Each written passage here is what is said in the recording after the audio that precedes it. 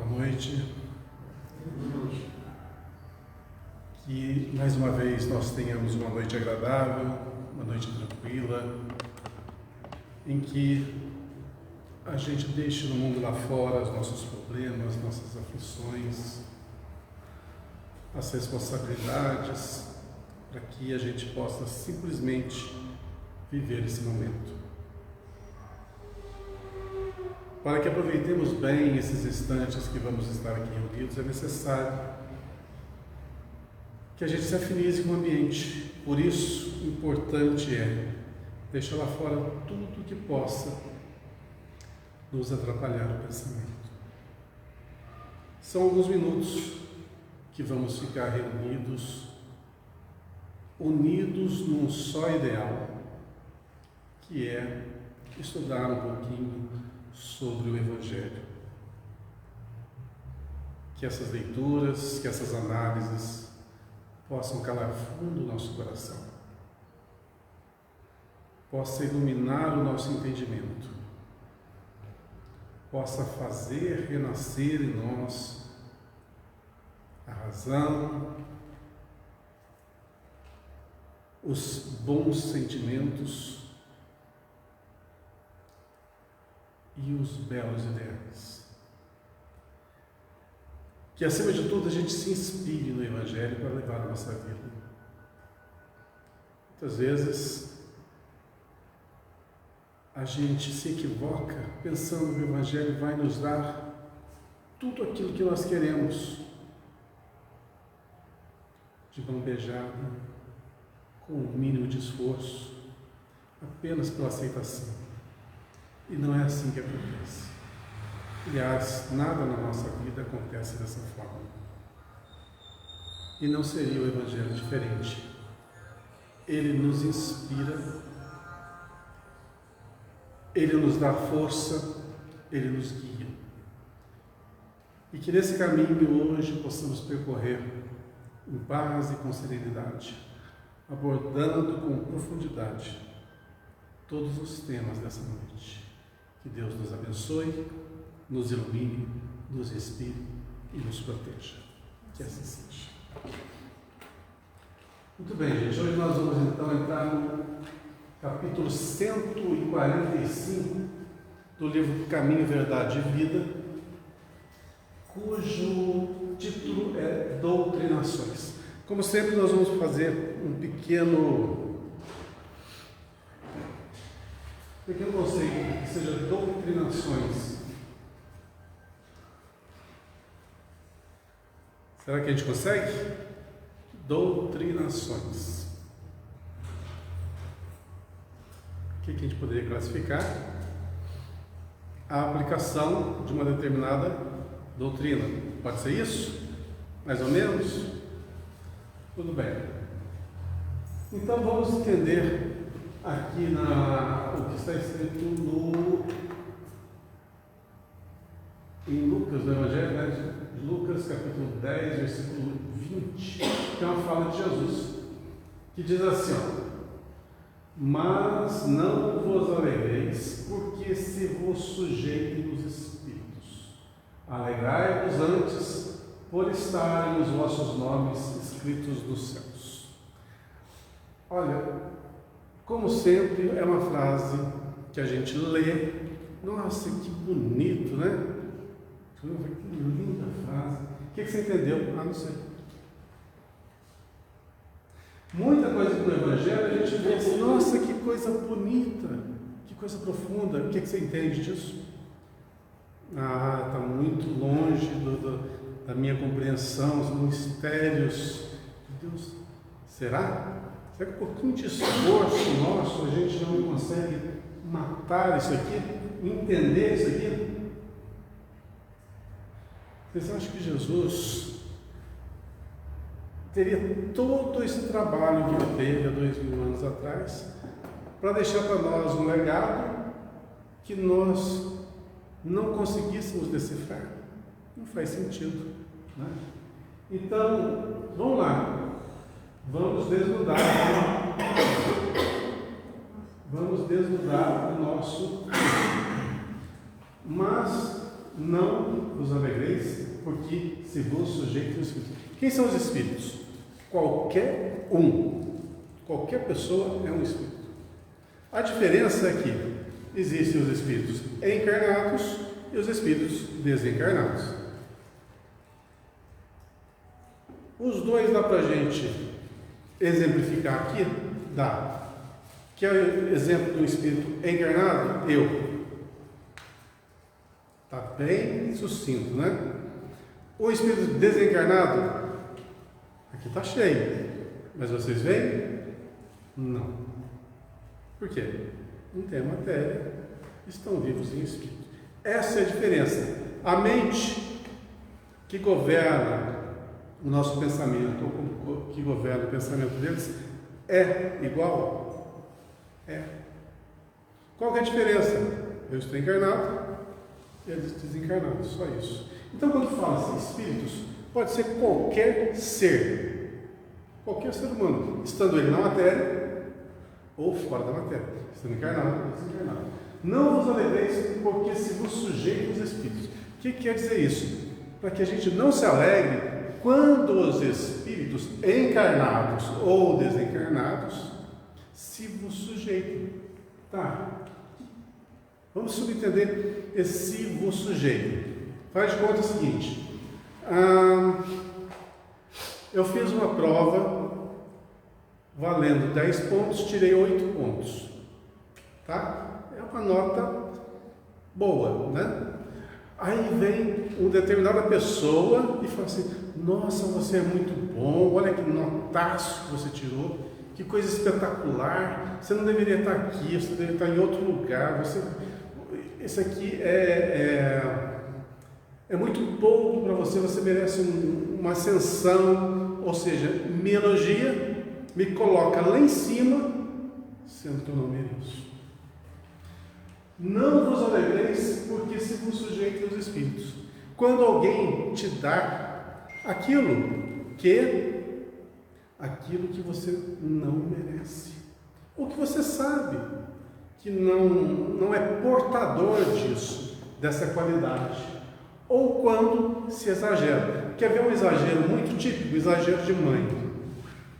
Mãe gosta de exagerar com o filho, né? Nossa, meu filho é o melhor, a letra dele é a melhor, a nota dele é melhor, tudo dos filhos é melhor, na visão da mãe. Mas isso ajuda? Em muitos casos, lógico, é a proteção, mas em outros pode exacerbar o quê? Vaidade e orgulho. Então, quando alguém te elogia, mantenha-se na humildade. Simples assim. Não, eu não sou. Tá. E como que eu faço para não cair nessa tentação, né, de aceitar o elogio imerecido? Conheça a si mesmo. Conheça as suas limitações, conheça as suas fraquezas, conheça as suas necessidades e burile-as. Né? Vai fazendo o que? Nós sempre falamos aqui: reforma íntima. Tira o que é ruim, coloca o que é bom. Tira aqueles pensamentos atrasados, enraizados, que deixam a gente bem para trás. Coloca novos pensamentos, mais arrazoados, mais providos de qualidade, de bom senso, de fraternidade, etc, etc, etc.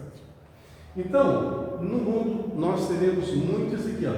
Não vos alegreis porque os outros te elogiam demais. Porque por mais que nós façamos, tudo ainda é pouco.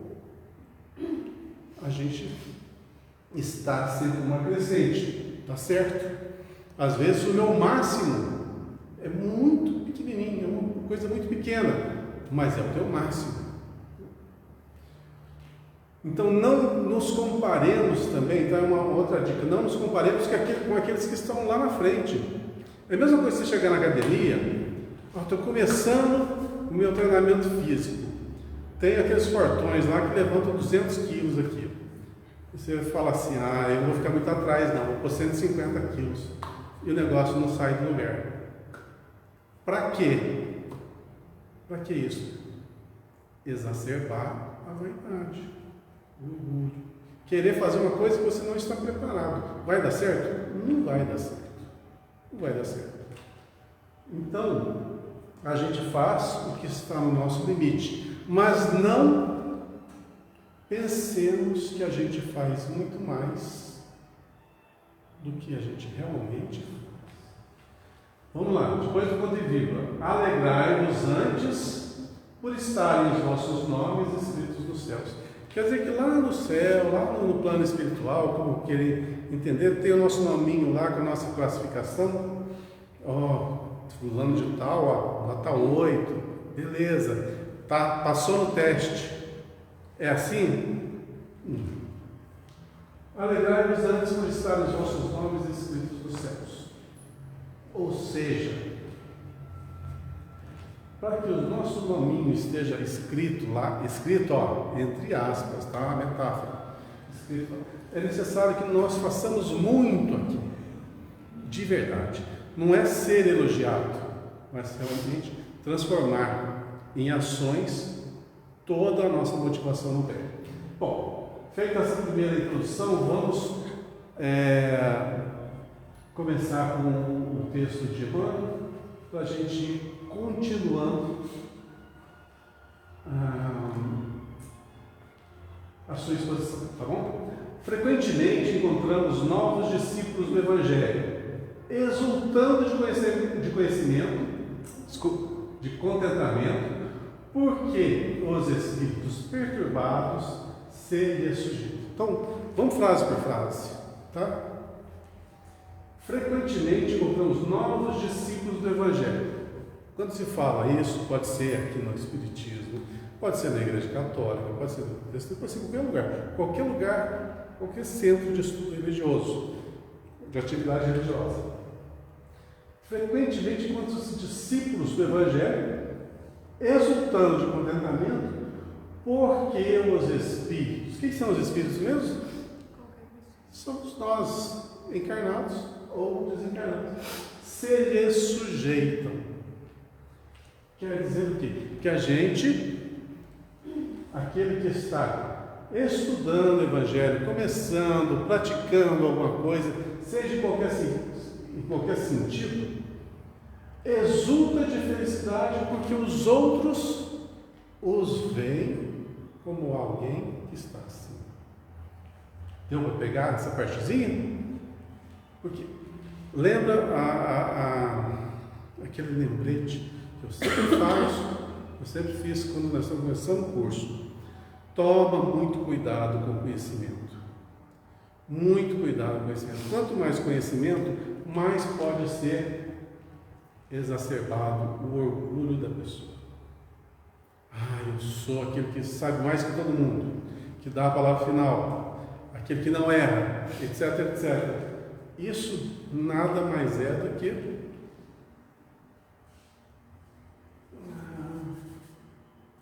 uma fascinação, uma imaginação irreal. Então, ministrando qualquer atividade religiosa, em qualquer setor religioso, nós vamos sempre confrontar com pessoas mais modestas que vão lhe ver com os outros olhos. Geralmente essas pessoas mais modestas vão elogiar. Por quê? O cabedal de conhecimento dela é inferior àquele que já tem um conhecimento maior. Consequentemente, quando esses nos elogiam, a primeira reação nossa é aceitar. E a gente achar que é verdade. Quer ver uma coisa aqui interessante? Nós já estudamos muito na nossa vida, nos bancos do colégio, da faculdade, na vida. Aprendemos muito. Quem de nós, em sã consciência, consegue falar assim: eu já aprendi tudo que eu tinha que aprender. O que eu tenho de conhecimento já me basta. Agora eu estou num patamar que os outros é que têm que aprender comigo. Tá, vamos trazer agora para dentro da casa espírita, tá? Uma das coisas mais comuns, aqueles que frequentam o centro espírita, vamos pegar aqui, por exemplo, quem está no meu local aqui, quem está expondo. Quem está expondo é aquela pessoa que já estudou um pouquinho, já tem um certo conhecimento e que vai tentar repassar o pouco que sabe para o outro. Imagina se eu estivesse aqui e falasse assim, pode perguntar o que quiser de espiritismo que eu respondo tudo. Vai dar certo? Não vai. Vou conseguir? Não. É uma presunção? Total. Faz de conta agora que eu estou trabalhando numa reunião mediúnica. Eu sou um médium de psicofonia, né? Um médico falante, e eu já tenho esse dom desenvolvido, e conforme eu frequento as reuniões, alguns espíritos passam por mim e dão o seu recado, dão a sua comunicação. Já que eu estou nesse patamar, eu estou no top do top. Eu não tenho mais nada a crescer. Já estou ali no que eu poderia ser para sentar numa mesa espírita, numa mesa mediúnica. Estou no topo da... Não, de jeito nenhum. Por que não? É muito simples a gente subentender. Você consegue, por exemplo, estou falando agora só do médium de psicofonia, tá? Você consegue receber com clareza uma mensagem de um espírito pouco evoluído? Consegue. Muito bem. Você consegue receber com clareza uma comunicação de um espírito de porte mediano, igual assim, nós? Ah, consegue. Muito bem. Você consegue trazer com clareza uma comunicação de um mentor espiritual que já esteja um pouco mais acima, bem acima de nós? Consegue? O que vocês acham? Sabe por que não?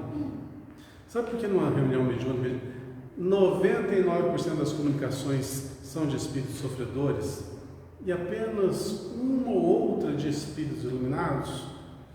Iluminados mesmo, falando daqueles que trabalham junto à reunião mediúnica, não. Sabe por quê? Porque nós estamos na mesma faixa vibratória desses espíritos necessitados. Por isso é tão fácil receber as comunicações de espíritos desajustados, porque nós ainda estamos e somos desajustados. Sintonia plena. Qual que é a diferença de um médium bem preparado? A diferença de um médium bem preparado é o seguinte: vamos supor que ele esteja nessa frequência, ele consegue ter humildade suficiente para baixar, aumentar o seu padrão vibratório, para sintonizar espíritos inferiores a ele.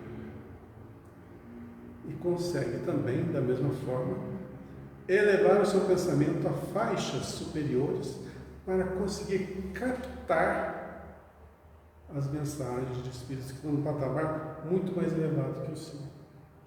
Então, esse médium está numa condição excepcional. Quantos médiuns a gente acha numa casa espírita que esteja nessa condição? Raro. No país.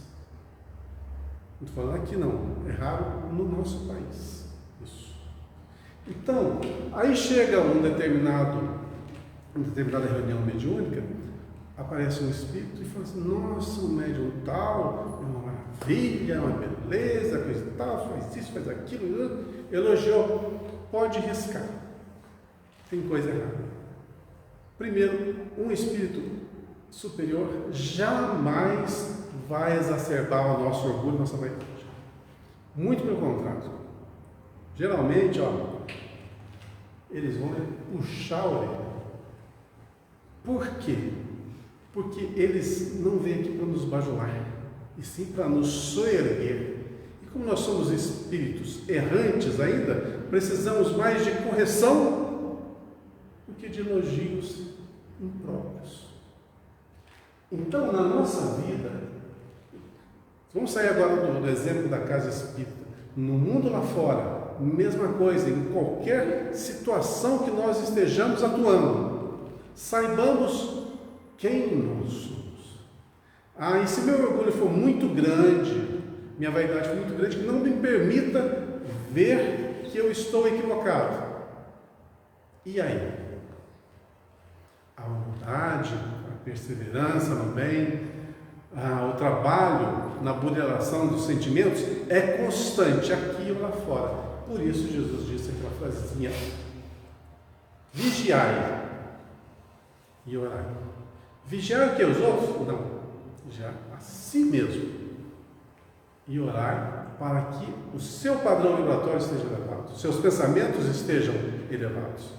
Então, se você vigia as suas imperfeições e corrige-as, então essa oração, quer dizer, não é aquele negócio de ficar repetidamente falando orações, preces. Não. É viver em alta frequência vibratória. Pensamentos relevantes, otimistas, salutares, benéficos. Isso é vibrar em sintonia alta. Cada vez que a gente vibra no pessimismo, a gente vê a mácula do outro, vê os problemas alheios e esquece de ver os nossos, nós estamos fazendo o quê? Sintonizando com aquelas energias inferiores. E no nosso universo aqui tudo é sintonia. Você quer estar bem? Fácil, muito fácil estar bem. Só vibrar alto. Como é que eu faço isso? Pensamentos bons, constantes do bem, pensamentos de trabalho, de realizações, de efetivação, não de ganhos inapropriados, de benesses que nós não merecemos, ou então de prazeres que não nos vão nos levar a nada, etc. Apenas estejamos vibrando em alta sintonia. E todos nós podemos estar muito bem. Quer ver uma coisa que acontece sempre na casa espírita? Chega pessoas obsediadas, né? Nossa, eu estou sofrendo muito porque tem um espírito que está me obsediando, não deixa eu dormir, não deixa eu fazer isso, não deixa eu fazer aquilo, dizer outro. Beleza, ele é o nosso obsessor, né? Ele é o algoz. Errado. E a primeira coisa que a gente deve esclarecer é que, se você tem um obsessor, é porque você fez alguma coisa errada. Primeira coisa. Porque ninguém vai obsediar alguém assim: não fui com a tua cara, não fui com os teus olhos, eu vou te obsediar. Isso não acontece. É porque é aquele sentimento de vingança, de rancor, de mágoa, que foi gerado a partir de um ato nosso. E isso vincula as pessoas. Então, cada vez que chega-se uma pessoa que diz estar obsediada, e pode realmente estar obsediada, o problema é que ela gerou e ela se acha vítima. Então ela quer que o obsessor se afaste e ela permaneça do jeito que ela está. E isso não acontece. E não é assim. E como que isso se sucede? O que acontece é que ambos devem evoluir, ambos devem se perdoar, ambos devem se reharmonizar. E a vida trabalha para que isso aconteça. Quando há um processo obsessivo, onde duas pessoas, dois espíritos se interligam, é porque eles têm alguma coisa a ser corrigida. E uma vez corrigido isso, de ambas as partes, estão livres novamente para viver a sua vida. Só que o orgulho diz o quê? Eu não fiz nada, o outro é que está me espezinhando. Mas nós sabemos muito bem aqui na doutrina espírita que a gente pode não ter feito nada, absolutamente nada de errado nessa existência. Mas isso, o processo vem de outras e outras encarnações, um processo que se arrasta aí por 200, 300, 500 anos e está novamente aqui em atrito. Existe isso? Existe. E muito, muito. Como que eu me livro disso? Coisa mais simples. Se as pessoas levassem em conta isso, não existiria obsediado. Como se livrar de um obsessor? O que permite que um obsessor chegue ao obsediado e comece a transferir as suas ideias, as suas vibrações, etc., é a sintonia vibratória. Então, quem está com sentimentos de vingança, de rancor, de ódio, está vibrando em baixa sintonia. Se você está sintonizado aqui, ó, uma pessoa normal, a sua faixa vibratória está bem longe dela. Mas, e quando a gente baixa a nossa frequência vibratória?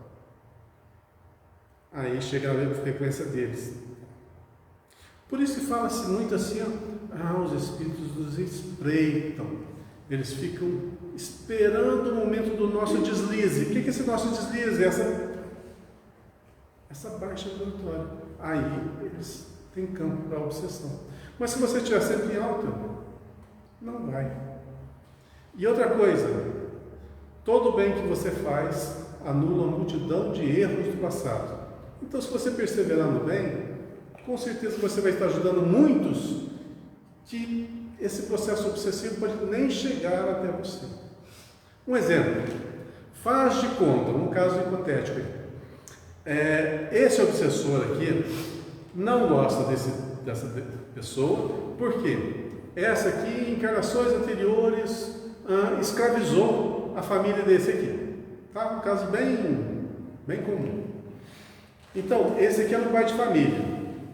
Tinha mulher, tinha filhos, etc. E todos foram escravizados.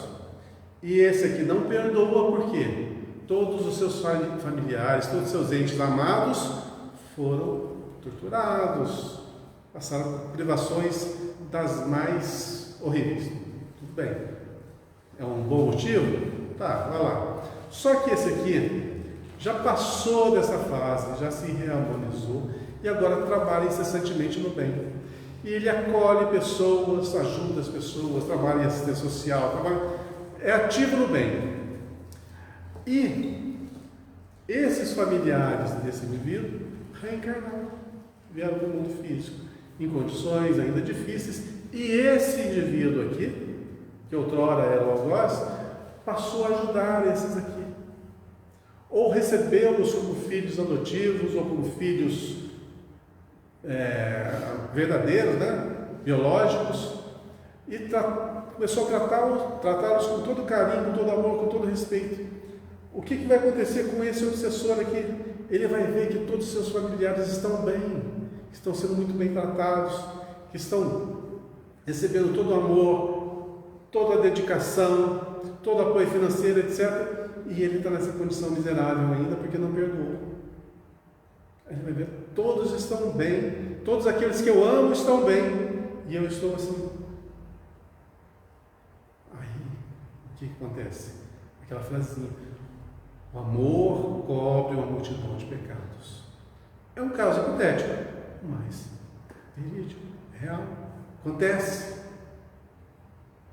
Então, quando falamos que o bem em todas as esferas sempre vale a pena, vai cobrir um monte de mal. Isso é uma realidade. E a vida, olha só, ela colabora para que a gente esteja sempre melhorando, sempre evoluindo. E quando nós baixamos nosso nível vibratório, vamos para as más escolhas, más tendências, vamos encontrar lá embaixo o quê? Aqueles que se afinizam e que vão nos fazer sofrer. Aí ninguém gosta de sofrer. É a hora que se procura o quê? A Deus.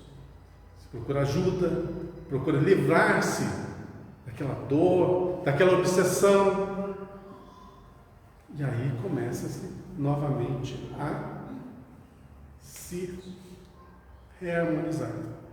Então a dor nada mais é do que aquele freio que fala assim, não, já foi longe demais, agora é a hora de mudar a sua trajetória.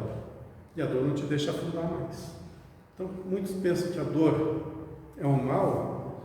Na realidade a dor, a gente chama aqui na doutrina espírita como nossa melhor amiga. Ela é chata, dói. Chata que dói. E o mesmo processo acontece de encarnado para encarnado. Também. Quantas pessoas que a gente está falando aí, parece que eu só atraio com o seu problema, só chega perto de mim que eu sou ruim, e ela não.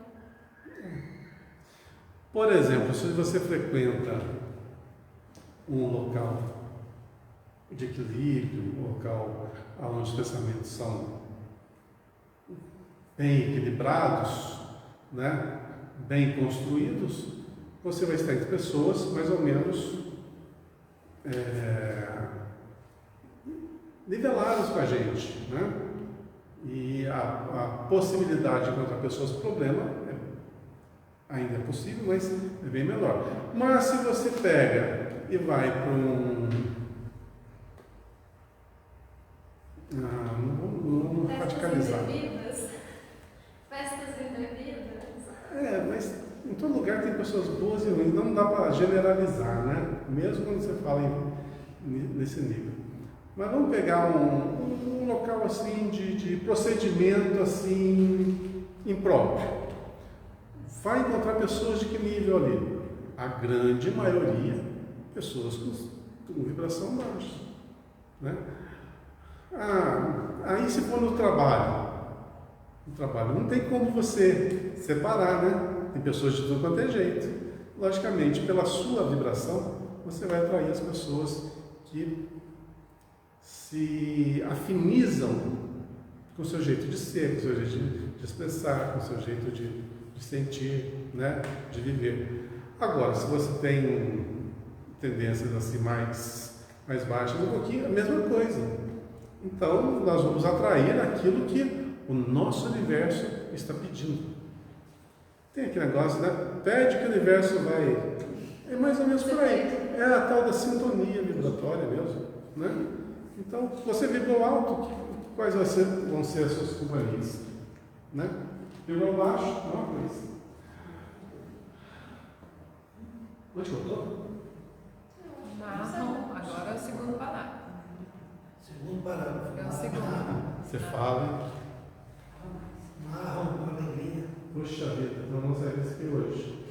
Narram com alegria os resultados de sessões empolgantes, nas quais doutrinaram com êxito entidades muitas vezes ignorantes e perversas. Olha só, narram com alegria, né? Resultados de sessões em que você encontrou ali espíritos que traçaram seus dramas, né?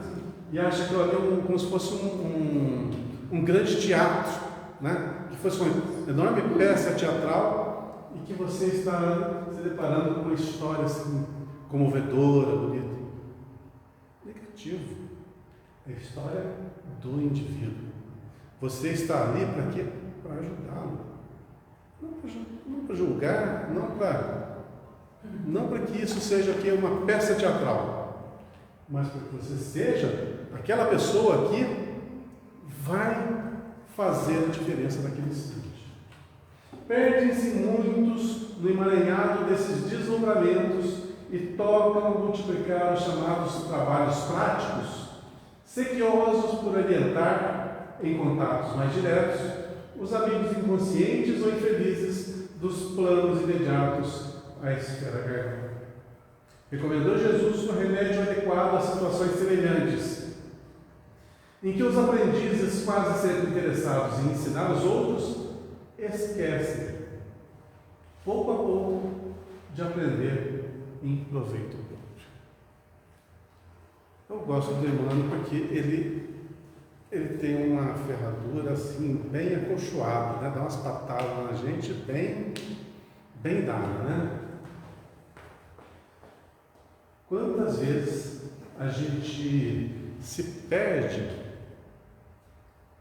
naquilo que a gente acha que sabemos demais, estamos acima da média, quando na realidade nós estamos grosseiramente ainda engatinhando.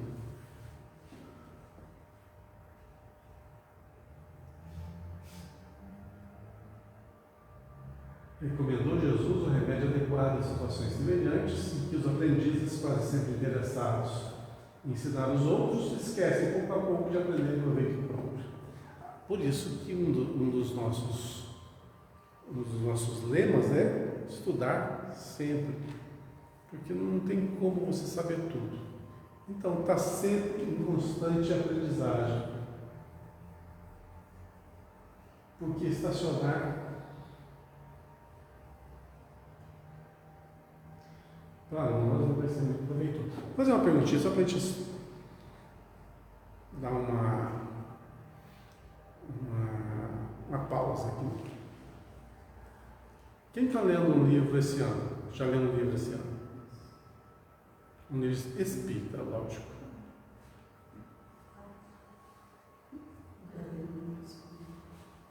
Geraldo já leu? Já leu algum livro esse ano? Eu. Um pouquinho só. Um pouquinho. Ele não falou nem assim. É. Quem mais? Ninguém leu? Terminando, ninguém. Eu não li o livro inteiro, não. Uns pedacinhos aqui, uns pedacinhos ali. Pois é. O dia tem 24 horas. Tirando aí 8 horas que a gente dorme, tirando o tempo que a gente se alimenta, a gente faz a nossa higiene, coisa e tal, que a gente trabalha, deve sobrar aí pra gente umas 6 horas. Vamos supor que sobra umas 6 horas pra gente. Dessas 6 horas que sobram do dia, vamos supor que foi um dia bem apertado, sobrou 4 horinhas. Só. 4 horas. Não estou tirando as horas de sono, hein? Estou considerando as horas de sono. Sobrou 4 horinhas. Será que nessas 4 horas a gente não pode dedicar meia hora na leitura? Meia hora, 30 minutos. Em 30 minutos dá para ler o que? Uma página a cada 10 minutos, para ser bem lido. 3 páginas. Será que dá para ler umas 3 páginas, 3, 4 páginas por dia?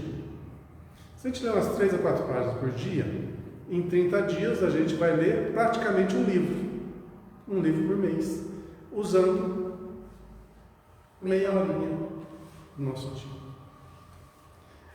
Tá, meia horinha é uma coisa bem irrelevante se a gente levar em conta. Só que um livro tem muitas informações. Muitas informações. Então, se você ler um livro por mês, você vai ler 12 livros por ano. 12 livros tem muita informação, é muita informação mesmo. 12 livros é bastante coisa. Agora, você pega 10 anos, 12 livros a 10 anos, desses 10, vai dar 120 livros. Você vai ler 120 livros gastando apenas meia horinha do seu dia. Quer dizer, é muito irrelevante. O que falta é Vontade. vontade. Excelência. É vontade. Excelência. Falta vontade. Vontade. Porque a gente não quer. A gente não quer mudar. Eu não estou falando de vocês, não. Estou falando de mim também. Estou falando de nós. Estou falando de nós. Nós somos assim. A gente procura zona de conforto. A gente sempre procura zona de conforto. Se você tiver umas horinhas ali vagas, você vai na sua zona de conforto. Qual é a zona de conforto? Eu gosto de esporte, você vai dedicar a esporte. Eu gosto de televisão, vai dedicar a televisão. Eu gosto de filme, vai dedicar a filme. Gosto de dormir, vai dedicar ao sono. E por aí vai. Então, é errado, não, mas você tem das hipotéticas 4 horas, 3 horas e meia ainda para dedicar o que você quiser. É questão só de disciplina. Então, lembra quando o Emmanuel apareceu para Chico e o Chico perguntou o que ele tinha que fazer, né? Ele tinha que seguir os três mandamentos, os 3 lemas, né? Quais eram? Disciplina, disciplina, disciplina. A gente é disciplinado, nós somos. E quem se dá mal? Nós mesmos, perdemos tempo. Aí, faz de conta, né? A gente desencarna aqui, chega no plano espiritual, faz de conta, não é assim não. Chega lá, bate na porta do plano espiritual, alguém abre assim, pergunta: o que você fez de bom? Aí você olha na tua agenda assim. Na minha vida eu li 3 livros. Eu melhorei no meu. Quer dizer, a questão não é ler, é você se estudar, né? enriquecer em conhecimento. Tá? Enriquecer em conhecimento. O que você melhorou na sua parte intelectual? Isso aqui. E o tempo que você teve? Esse tempo você melhorou. Quem que é o culpado? Quem que vai mostrar? A nossa consciência. Então, a gente chega do lado de lá, não é que a gente bate na porta, alguém vai falar tudo que você fez de errado, não. É a tua consciência que vai falar: ó, você perdeu esse tempo. Está vendo aquelas pessoas que você tanto ama, aquelas pessoas que são seus familiares, seus amigos? Pois é, eles aproveitaram o tempo, esse tantão, você aproveitou esse tantinho. Eles estão em outro patamar mais elevado, você vai ficar aqui por baixo mesmo, até você alcançá-los. E a gente se distancia dos nossos afetos por nossa própria vontade.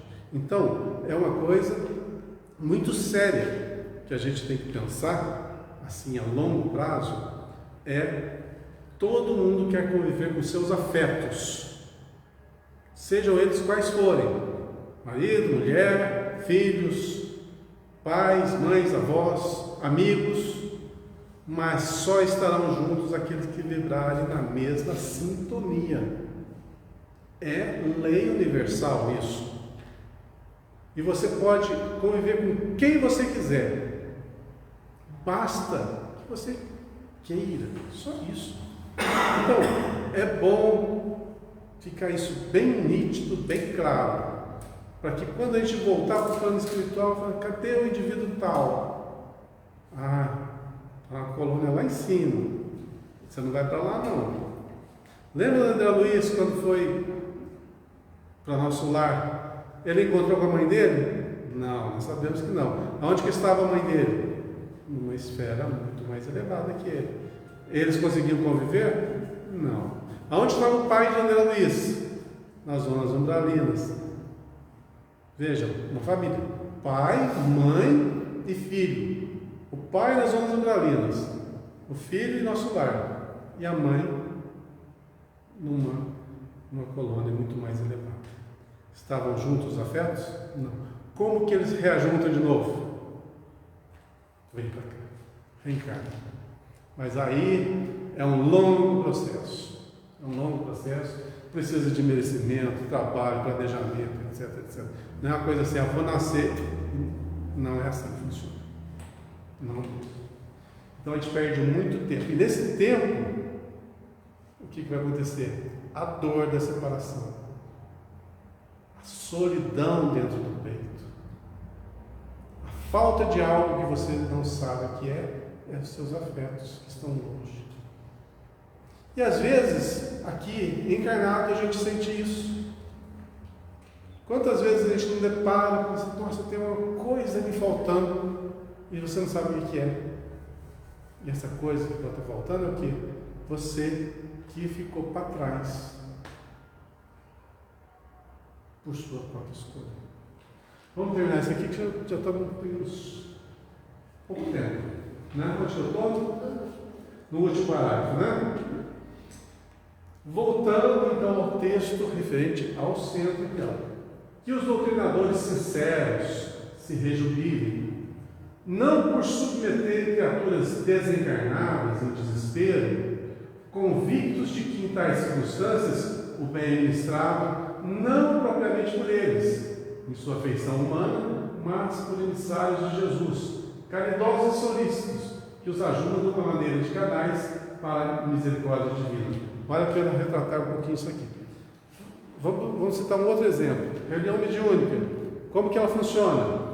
Os médiuns, aqui à mesa, junto com o doutrinador, né? Junto com o dirigente da reunião, e na contraparte espiritual, os espíritos que dão todo o suporte. Ou seja, 95% da reunião mediúnica é realizada pelos espíritos, 5% no máximo pelos médiuns que estão aqui.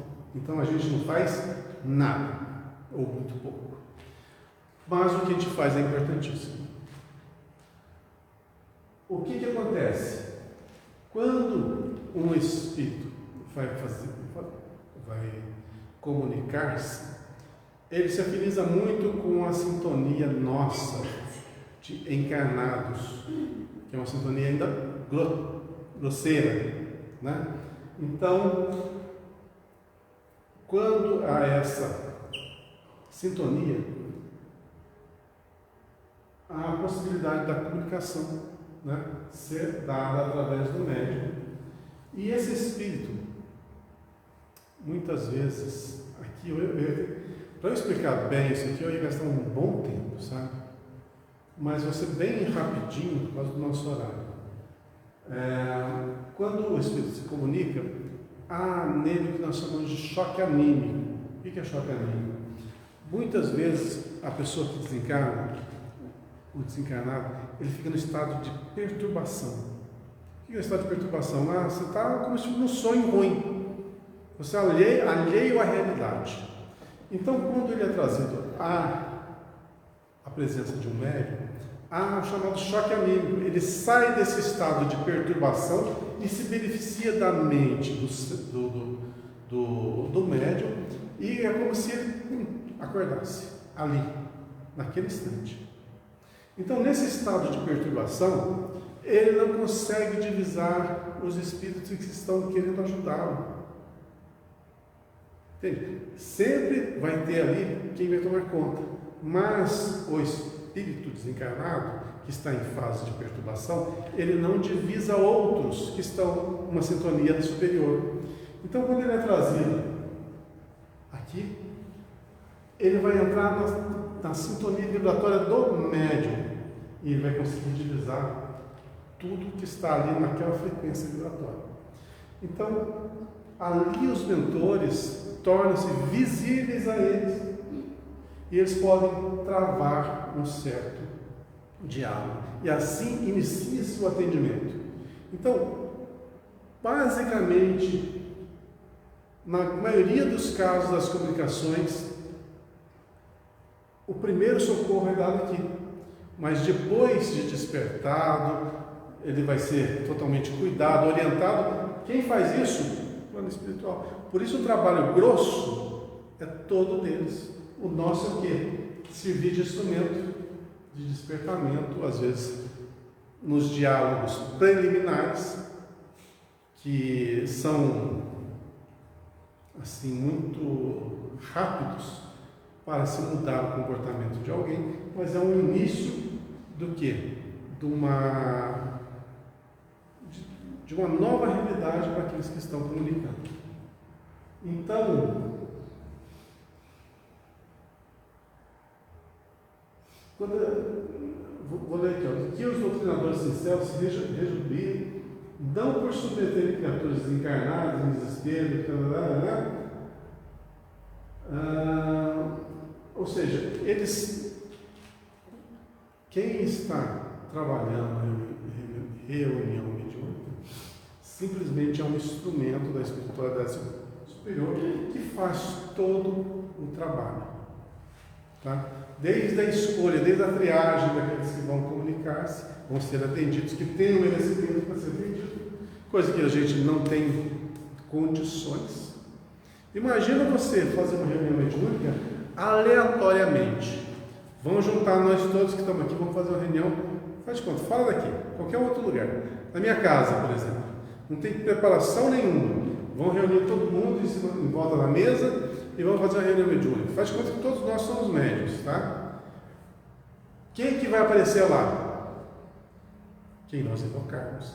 e sintonizar com nosso padrão vibratório. A gente pode avocar. Mas e aí? Você sabe quem que vai vir? Não sabe. Poxa, uma furada. É uma furada. É uma loteria. Então, para se fazer uma reunião mediúnica, lógico, tem que ter todo o suporte do plano espiritual. Eles que fazem todo esse trabalho.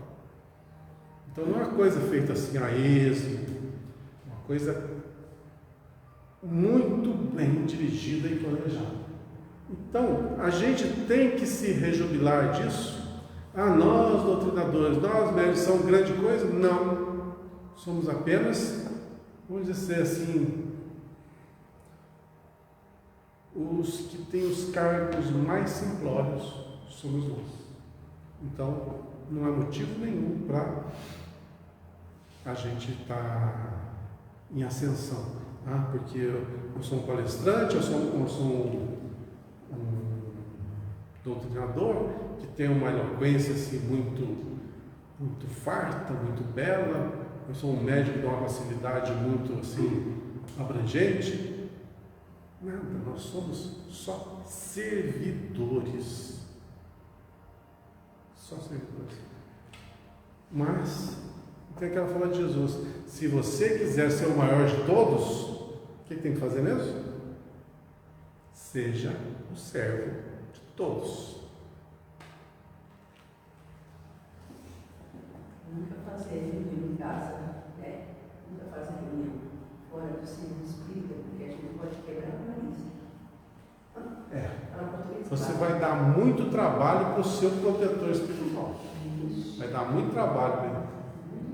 Na hora do sono, ele vai pegar você e vai te torcer a orelha com gosto. Bom, existem casos e casos, né? Existem casos e casos.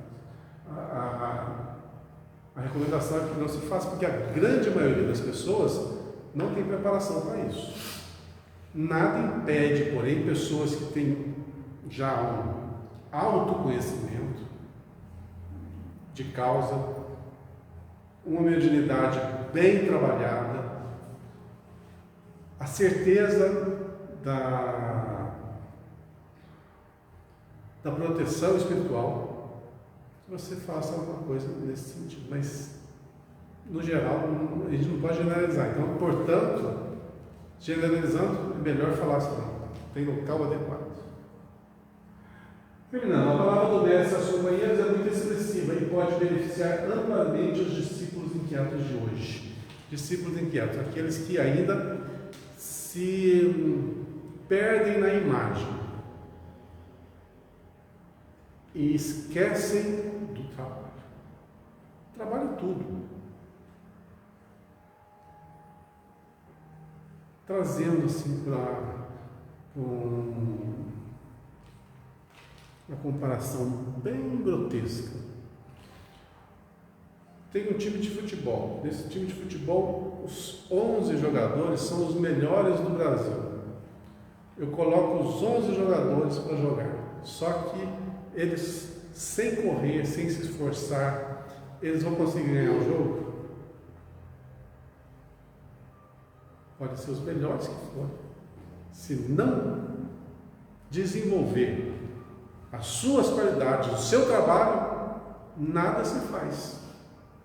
Principalmente quando as adversidades são grandes. Quando o adversário também é. Ou seja, na nossa vida nós vamos ter grandes dificuldades. Se as dificuldades forem muito grandes e a nossa vontade muito pequena, a gente não vai superar os obstáculos nunca. Portanto, perseverança sempre. Saber que patamar que nós estamos. Então, na questão abordada aqui, é mais um chamamento para aquilo que nós somos. Saber realmente quem nós somos, quais as nossas qualidades, quais os nossos defeitos. Tentar livrar-se dos defeitos, ampliar as qualidades e o trabalho aliado ao quê? À vontade. Vamos para o próximo? 55 minutos falando desse tema. Puxa vida. Falo demais. no trato com o invisível. Vocês podem ver que é um complemento, falando de doutrinações agora, no trato com o invisível. No trato, no relacionamento com o invisível. O que seria invisível? Aquilo que nós não vemos.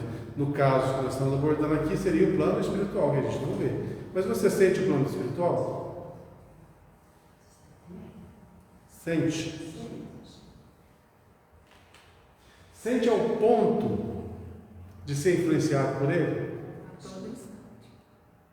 Tem uma questão do livro dos Espíritos, né?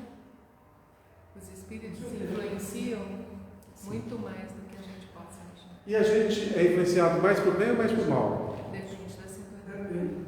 Depende da sintonia. Depende da sintonia. Se você tiver em sintonia alta, Espíritos bons. se você estiver sintonizado na FM, você não vai pegar AM. Se você estiver na AM, você não vai pegar FM. É simples assim.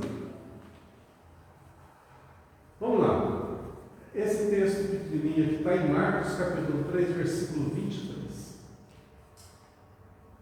E chamando-os a si, disse-lhes por parábolas: como pode Satanás expulsar Satanás? Eu não gosto de falar essa palavra, sabe? Não me sinto bem em falar essa palavra. Como é que pode o mal expulsar o mal? Ou seja, isso aqui está direto falando para nós. Não estou falando uma figura alegórica, de chifrinho, de rabinho, de tridente. Não tem nada a ver isso aí. Isso aí é criação. Então, essa palavra quer dizer, como pode aquele que está sintonizado no mal expulsar aqueles que estão sintonizados no mal? Não tem aquela passagem, eu acho que a gente falou semana passada dela, ou retrasada, do menino que ora ele tirava seu fogo, semana passada, né? Que ninguém conseguia dar um jeito nele, até os discípulos foram chamados e não conseguiram expulsar os demônios daquela criança, aquele jovem. Lembram disso? E daí chegou Jesus, né? Chegou o homem lá e deu um jeito no negócio, não deu? Ou seja, conseguiu expulsar, entre aspas. Por que eu falo entre aspas? Porque a gente não vai levar o pé da letra. Não vamos levar o pé da letra. Jesus não expulsou ninguém. Jesus expulsar não tem menor coerência. Porque aqueles que estavam ali como os malfeitores espirituais são filhos de Deus, merecedores de misericórdia por todos nós. Então expulsar é só é um verbo. São mais necessitados. Os mais necessitados são eles. Então, por que Jesus conseguiu então expulsar os demônios daquele garoto e os discípulos não conseguiram? Lembra da explicação de Jesus? Então vamos ver se está retratado no texto de Emmanuel. A gente ganha um pouco de tempo e dá uma relembrada, tá? Esta passagem do Evangelho é sumamente esclarecedora para os companheiros da atualidade que, nas tarefas do espiritismo cristão, se esforçam por auxiliar desencarnados infelizes a se equilibrarem no caminho redentor. Bom, nós estamos falando de espiritismo, vamos lá ao exemplo. Faz de conta que eu sou o doutrinador. E está aqui à mesa, os médiuns, um espírito vem da comunicação, e esse espírito é de um indivíduo que, quando encarnado, gostava de beber. É um alcoólatra. Então, você vai, eu, né, o doutrinador, eu vou conversar com ele, falar para ele abandonar o vício, né, aquelas coisas, né, para tentar se reerguer, Aí ele vira para mim e fala assim: mas você bebe também? E aí, que moral que eu tenho? Se eu bebo, ele bebe, e eu falo para ele, não, você não pode beber, isso faz mal para você. Estou falando só de beber, mas qualquer coisa. Ele é um escravo sexual. Eu tenho problemas na área sexual. Vou conseguir orientar? Vou. Eu sou viciado em alguma coisa. Um fumante venerado. Vou tentar demovê-lo da vontade de fumar. Não faz sentido. Sabe o que vai acontecer nesses casos? Eles vão, quando a comunicação é verdadeira, vão te expor. Vão te expor. Lembra de quem assistiu o filme Divaldo? Lembra no comecinho, quando ele estava jovem ainda, frequentando uma das primeiras reuniões mediúnicas, em que o doutrinador não era dos melhores, né? E tratava o comunicante com aspereza? Aí aquela senhora interveio, né? A senhora interveio. Ele Ele não conseguia, né? Ele não conseguia demovê-lo dos seus intentos, e aquela senhora analfabeta, né? Com muito carinho conseguiu o quê? Demovê-lo do seu intento. Então, o que pesou aí? O conhecimento ou o amor? Pois é.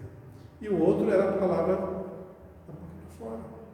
Muito comum, já assisti muito isso. Já assisti muito reuniões em que, quando você se comunica diretamente com o Espírito, falta amor, falta que aquilo que realmente vai fazer diferença. E, poxa vida, é complicado essa história. Vamos supor que o indivíduo que está comunicando está sofrendo barbaramente. E você, que deveria dar o suporte a ele, ajudá-lo, você ainda o critica, você o culpa, você o julga. Como que ele vai ficar? É um ser humano igual a nós. Dependendo do seu jeito de ser, o que vai acontecer? Ele pode se zangar. Ele pode ver esse doutrinador com outros olhos. É assim, eu vou atrás de você. O que impede? Só a sintonia. Então, na mesma sintonia, às vezes aquele que você deveria ajudar passa a ser o seu obsessor. Por quê? Porque você não soube simplesmente conversar. Você não arruma, por exemplo, na vida aí afora, inimigos gratuitos? Você está passeando de carro. Aí você está numa barbeiragem lá e começa uma discussão no trânsito. Em vez de você pedir desculpa e assumir que você está errado, você parte para a ignorância. Arrumou um inimigo gratuito pelas suas atitudes, pela sua intolerância, pela sua falta de paciência. Então, como os iguais se sintonizam, é muito fácil você conseguir um obsessorzinho aí, de graça. Então, no trato com o invisível, né, como se portar? Primeiro tem que ter preparo. Primeira coisa básica que a gente fala sempre aqui, o que é o básico, necessário, primordial para um espírita?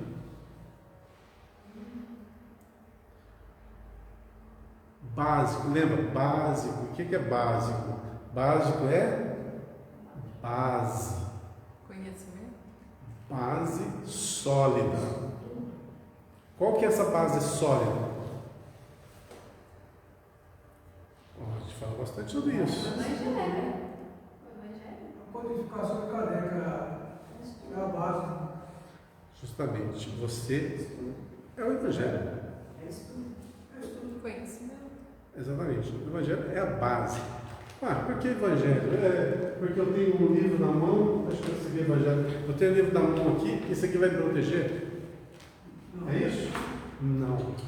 É você vivenciar aquilo. O que o Evangelho ensina? Coisas básicas. Amar a Deus sobre todas as coisas. Direta ligação com o outro. Amar ao próximo. Amar ao próximo. Básico. É básico. Se você não vê o próximo como alguém igual a você, já está errado. Seja quem for. Mas é difícil. É difícil. É muito difícil. Se fosse fácil, todos nós estaríamos com asinhas de anjo aqui. Mas é básico. Se você quer viver o Evangelho, você tem que tratar as pessoas de igual a igual.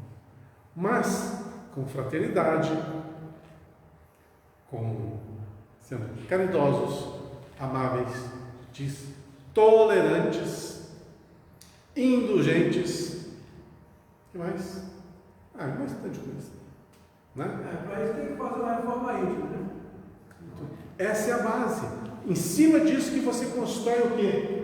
O seu trabalho. Então, se você não sabe nada de Evangelho, você não tem esses bons sentimentos arraigados em você, você vai vir numa reunião e vai falar para os outros: você tem que ser bom, você tem que perdoar, eu não perdoo. Você tem que ser amável, eu não sou. Você não pode julgar os outros, eu julgo. Que jeito? É hipocrisia. Aí é hipocrisia pura.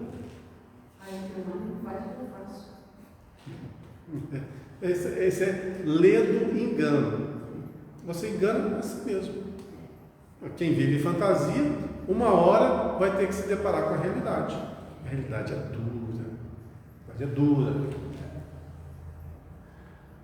Vamos lá de novo. Essa passagem do Evangelho é sumamente esclarecedora para os companheiros da atualidade que, nessa época dos espíritos cristãos, se esforçam por auxiliar desencarnados infelizes a se equilibrarem no caminho redentor. Então, para isso, precisamos ter a base do Evangelho.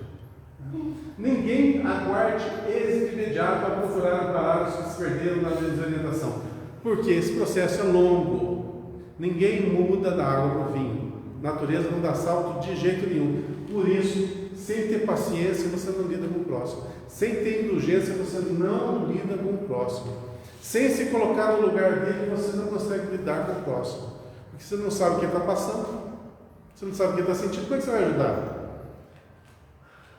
Então, é necessário o desenvolvimento assim, ao extremo da empatia. Temos que nos tornar pessoas empáticas. É aquela que você põe o outro, às vezes, na frente de você mesmo. Tipo o que uma mãe faz, né? Protege o filho de uma tal forma que se põe à frente. Para guarnecê-lo, para protegê-lo, para orientá-lo. Então, esse trabalho é longo, é cansativo, exige paciência. Numa reunião mediúnica, por exemplo, a gente sempre fala isso no curso de reuniões, curso de mediunidade. Não existe esse negócio de um espírito vir se comunicar em 3 minutos, ele chega bravinho e sai longe. Isso não existe. Isso é uma coisa que muito me incomoda nas reuniões mediúnicas. Muito me incomoda mesmo, porque fica parecendo o quê? Encenação. E isso é muito triste. Muito triste. Porque ninguém se modifica em 3 minutos, em 5 minutos. Esse trabalho é longo. A reunião mediúnica é o começo do início. Posso me dar essa colocação. É ali que vai ter o primeiro contato. A partir dali tudo vai se desenvolver. Então essa história de um espírito chegar, comunicar com ele, chega bravinho, chega totalmente perturbado, e no instante ele se esclarece, nada mais é do que o chamado animismo. Animismo. Quem está falando? Quem está Por trás do processo, às vezes 90% é o médium que obscurece a comunicação. Às vezes o espírito está ali, ele tem mediunidade, a mediunidade é avançada, tem mediunidade, mas não existe essa sintonia plena. Então o médium que ele falsifica inconscientemente a comunicação, porque ele já tem pré-determinado lá. Não, o espírito tem que sair, chegar ruim e sair bom daqui. O médium já está sintonizado nisso. Então ele dá a comunicação. Então chega-se o espírito, acopla-se, né? Ele começa a comunicação. Aí o médium desvincula. Agora não, agora quem assume sou eu. Agora ele já começa a ficar mais calmo, mais tranquilo. É puro animismo. Isso acontece? Acontece. Por isso, em todas as atividades, em todas, tem que ter conhecimento. Conhecimento. Trabalho. Ninguém nasce sabendo. Não nasce sabendo, por isso tem orientadores. Por isso tem quem oriente. Por isso tem quem esclareça.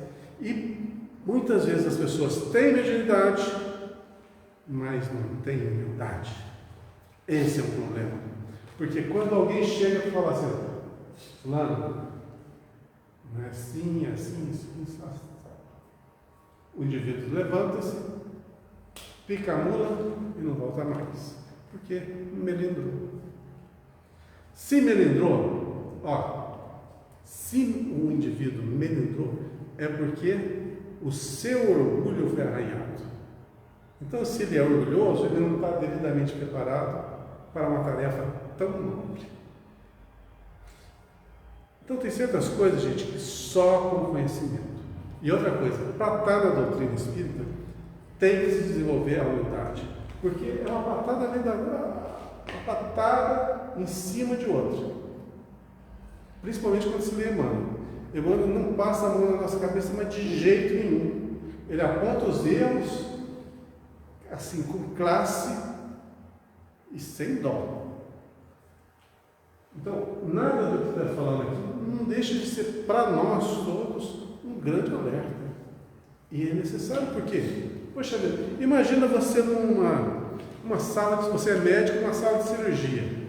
Você tem todo o procedimento que você tem que fazer, de esterilização, todo o procedimento. E você, por etapa, isso aqui não precisa, isso aqui não precisa. E se torna uma pessoa relapsa. Como que vai ser a cirurgia? Vai ser um desastre. A reunião mediúnica não é diferente em hipótese alguma. Ninguém aguarde êxito imediato para procurar parar os que se perderam na desorientação. Aqui eu estava, né? Então, para se lidar com pessoas, imagine você com seu filho. Seu filho é um adolescente, é um problemático, etc, etc. Em 5 minutos de conversa você vai mudar ele? Imagina a reunião mediúnica. Você está lidando com uma pessoa que você desconhece, não sabe nada sobre ele. Em 5 minutos você vai mudá-lo da água para o vinho? Não vai. Não vai mesmo. É um trabalho constante. Quem pegou alguns livros do Chico Xavier, em que narram as comunicações que eram travadas nas reuniões mediúnicas, vê o longo processo que ocorreu para que o espírito às vezes adquirisse o mínimo conhecimento. O Chico Xavier. Agora imagina com a gente, não são mágicos. Então, a cultura, ela é muito importante. O conhecimento é muito importante, porque senão a gente vira o quê? Motivo de chacota. Eu estou no centro espírita ali. É o ápice, né? É o lugar onde não vai ter mistificação, onde só os espíritos iluminados vão estar ali cuidando da gente. Negativo. Se for iluminado, eu vou falar assim: exerça seu livre-arbítrio e vai deixar por nossa conta. E aí vem as consequências. Errou, tem consequência. Sujou, limpou. Fácil não. Agora, lembra do capítulo anterior, que falava o quê? Das bajulações, né? Espíritos não evoluídos, mistificadores, bajulam. Por quê? É uma forma de fazer com que a gente caia. Então, onde houver bajulação, gente, ó, tem coisa errada. Por quê? Vocês estão vendo aqui pelo livro. É fácil de notar. Emmanuel está num patamar muito superior ao nosso. Ele não elogiou ninguém até agora. Ele elogiava o Chico? Não. Muito pelo contrário. Era uma atrás da outra, né? Com o Chico. Por quê?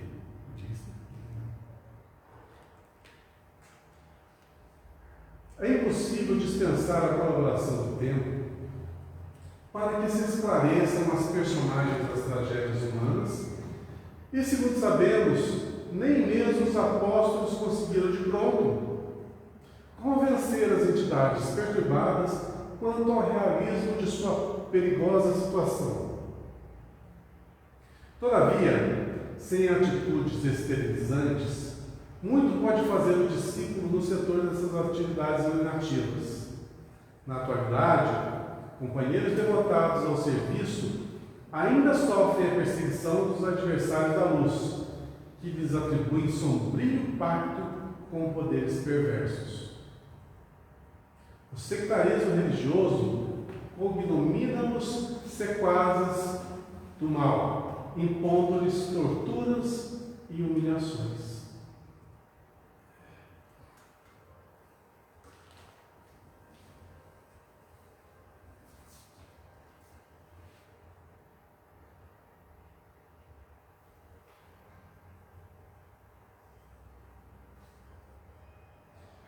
Olha essa advertência então. Na atualidade, companheiros devotados ao serviço do bem ainda sofrem a perseguição dos adversários da luz, que lhes atribuem sombrio pacto com poderes perversos. Ou seja, cada vez que isso é uma realidade, infelizmente, que acontece nos nossos centros espíritas.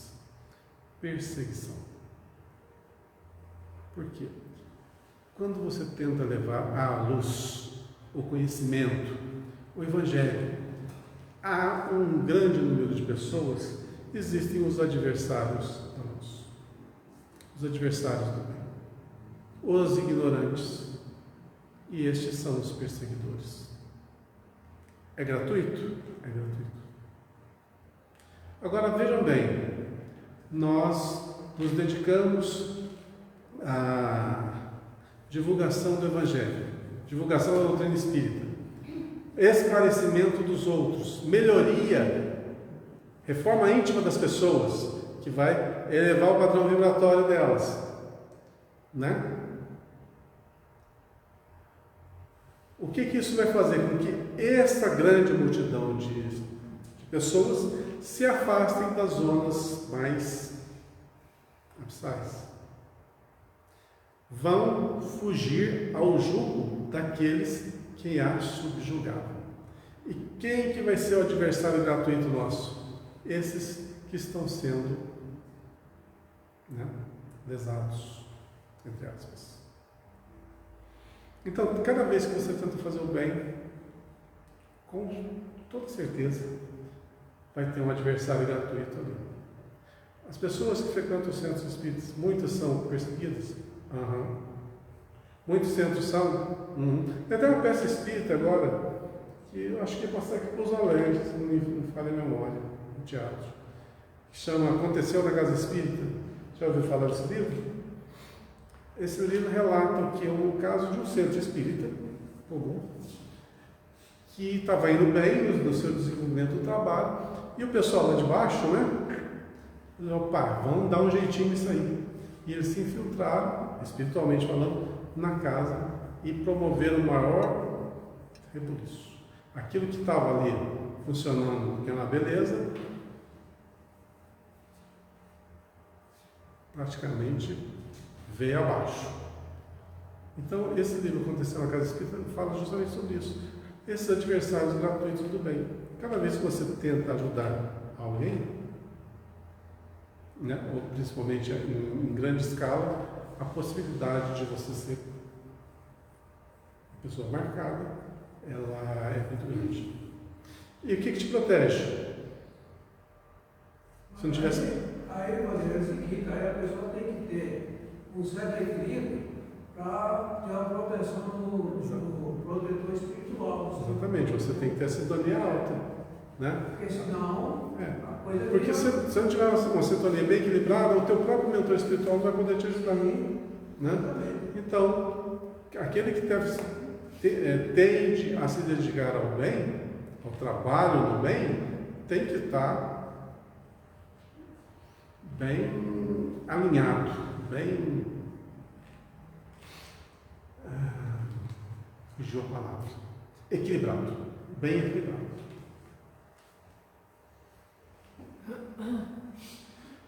No entanto, as mesmas objurgatórias, por que usamos palavras assim, né? Porque é desnecessário, né? Pode judiar da gente.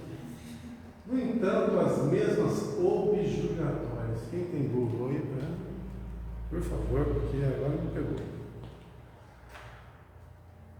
As mesmas objurgatórias e recriminações descabidas foram atiradas ao Mestre Divino pelo sacerdócio organizado do seu tempo. Jesus foi perseguido por causa disso aí? Por quê? Ele tirou, basicamente assim, do jugo lá do Sinédrio, né, dos sacerdotes, aquela população que seguia eles, que compravam as pombas para serem sacrificadas, compravam os cordeirinhos para serem sacrificados. Era um comércio, né? Repreender, censurar, com severidade, repreensão. Condenar, repreender. No entanto, as mesmas repreensões e recriminações, podia usar. No entanto, as mesmas repreensões condenações e recriminações descabidas foram tiradas ao Mestre Divino pelo sacerdote organizado do seu tempo. Então, cada vez que você tira alguém do jugo, ou seja, mas basicamente a zona de conforto, aqueles estavam sendo beneficiados da grande massa para enriquecimento. Era religião ali por trás? Sabe que não. Vamos dizer, era 10% de religião, 90% de materialismo. Ou um pouco mais, um pouco menos. Não dá para equilatar. Mas,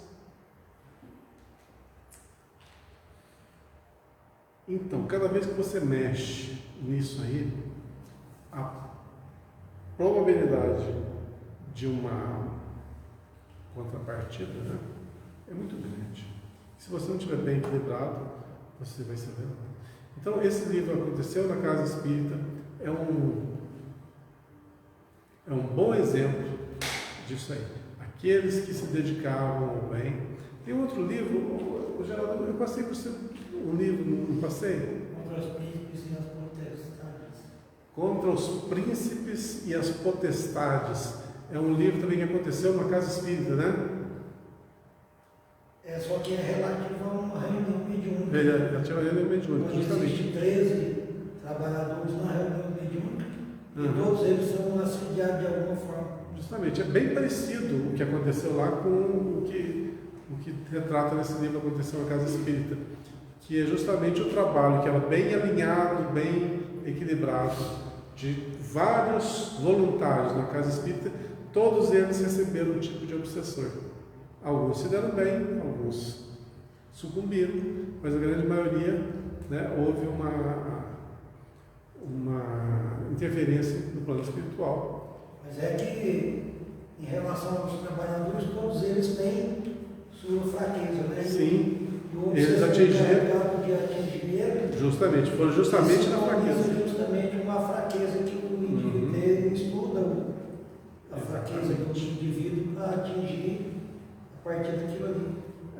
pegar o ponto forte, não vai para frente, né? Mas pegar a fraqueza do indivíduo, a probabilidade de êxito é muito grande. Então, por isso, a gente tem que estar sempre vigiando e orando. Vigiando as nossas imperfeições, as nossas vontades e orando para um padrão elevado.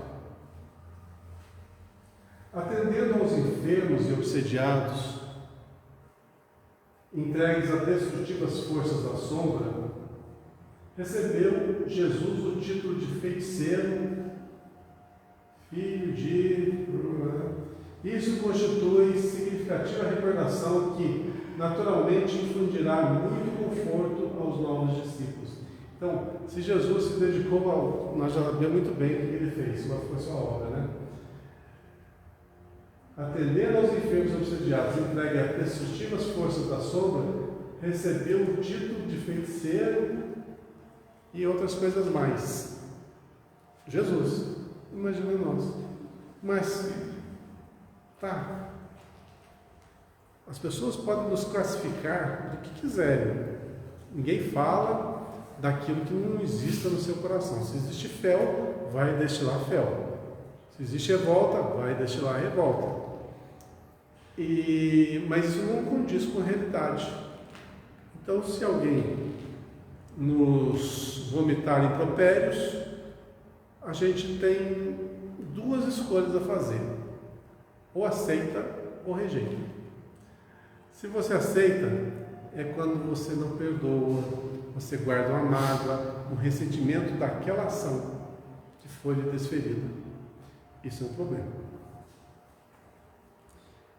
Agora, se aquilo ali não te afeta, é como aquela energia bem grosseira que passou tão longe de você que você nem sentiu. Tem aquela passagem de Gandhi que eu acho fantástica. Ele falava assim, aquela frase de Gandhi, ele falou assim: eu não perdoo ninguém. Gandhi falava assim: eu não perdoo ninguém, porque ninguém consegue me ofender, ninguém me ofende, eu não me sinto ofendido por ninguém. Então só perdoa aquele que um dia se sentiu ofendido, aí ele precisa perdoar. Mas se me faz o mal e eu não me ofendo com esse mal, eu não preciso perdoar ninguém, já está perdoado, já está, nem sentido foi.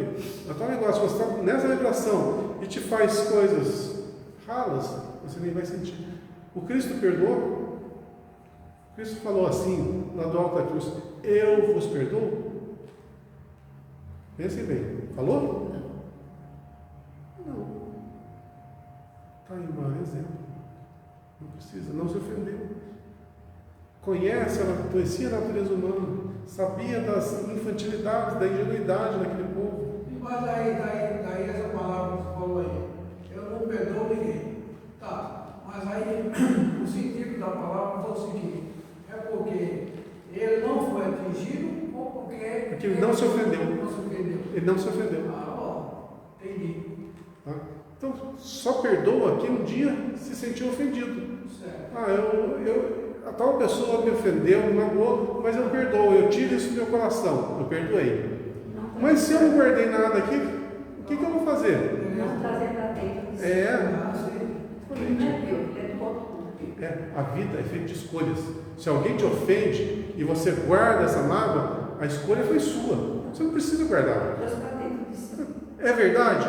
Não é. Então, isso chama-se indulgência. Você saber da limitação do outro, compreender a limitação do outro e não se ofender com o que o outro faz. Se te ofende, o que acontece? É porque você... Exatamente.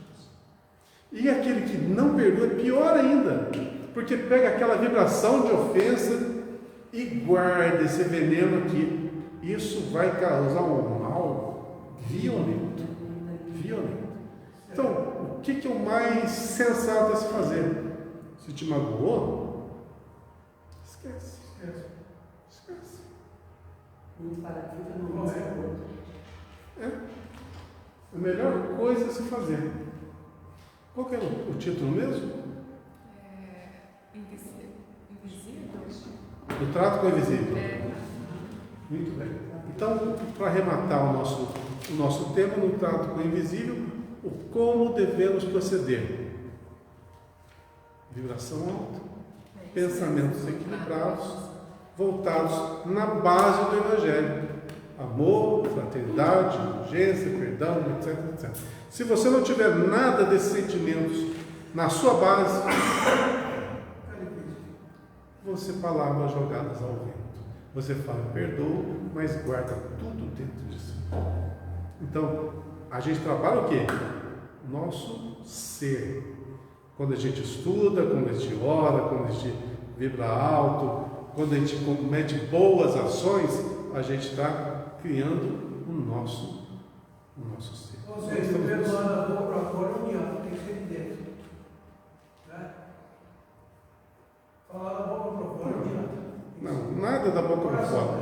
Nada. Nós somos fonte criadora. Tá? Nós somos fonte criadora. Estamos limitados pela matéria, mas se estivesse fora da matéria, estamos no plano espiritual. Nosso pensamento é fonte criadora. Então você pensa, você plasma. Tudo bem. Aí você tem uma mágoa muito grande. Você retém isso aí. Quando você pensar, não vai estar imbuído daquele sentimento? Sim. Como que você vai querer fazer coisas boas se você não faz o básico que é perdoar? Não tem como ser hipócrita do lado de lá. Não tem como você tampar o sol com a peneira. Ou você é, ou não é. Né? Então, como nós jogamos limpo, a gente mostra aqui quem nós somos, nossos defeitos, o que precisamos retificar e o que precisamos fortalecer. A gente sabe muito bem o que temos que traçar, temos que desenvolver aí. Lembrando que tudo acontece a partir de nossa vontade. Se a gente não quiser, nada vai acontecer. Não espera nada de fora para dentro. Nada. O mundo vai te dar todas as condições para você se desenvolver. Para você se desenvolver nesse ambiente. Agora, se você não quiser, você não desenvolve. Mas ninguém vai fazer esse trabalho por você. 1h30 já de falatório. Passou rápido, né? Nós vamos até meia-noite hoje? Gente, boa semana para vocês. Se Deus quiser, semana que vem estamos aqui com muito empenho e muita boa vontade. Boa semana a todos.